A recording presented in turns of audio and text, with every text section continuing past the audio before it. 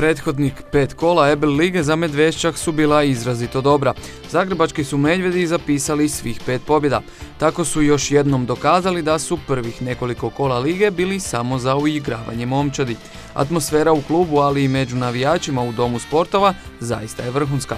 Krenimo redom. Medvjedi su prvo u Zagrebu pobijedili Vijena Capitalse 7-2, a nekoliko dana nakon toga i Sapu 4-2, kad su eliminirali u gostima rezultatom 4-6. Nakon te utakmice bilo je očito da je Medveščakova forma nastavila rasti.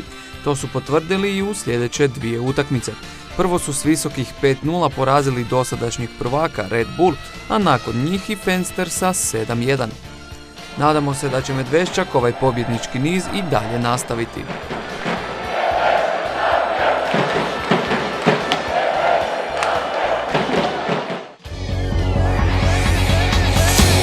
U prvenstvu Hrvatske za najmlađe kategorije nije bilo neizvjesnosti.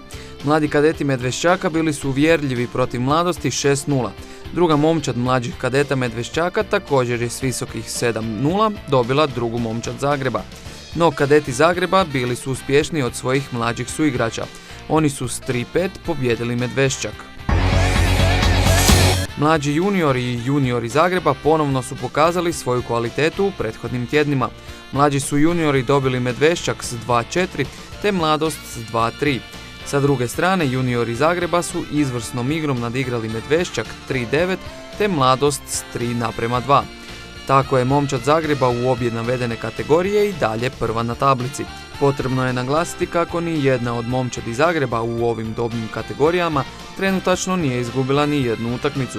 Možemo slobodno reći kako su najveći favoriti za osvajanje prvenstva Hrvatske. U seniorskom dijelu prvenstva se pak odigralo tek jedno kolo. U njemu su mladistaši dobili Siščane 22-0, a Zagreb je izgubio od druge momčadi Medveščaka s 4-1. Nakon 5 kola prvenstva Mladost je uvjerljivo prva na tablici s 5 pobjeda. Prati u Medveščak i Zagreb, a posljednji je Sisak bez i jedne pobjede.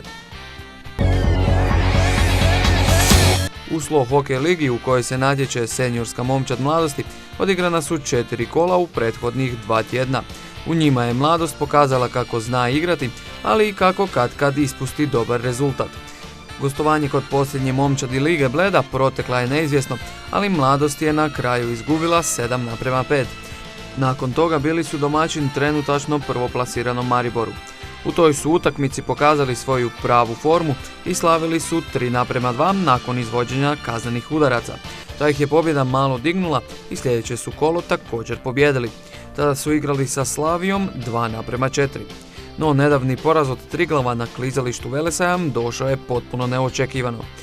Naime, na početku posljednje trećine Mladost je imala prednost od 4-1, ali oni su je na kraju ispustili te su izgubili s 4-5.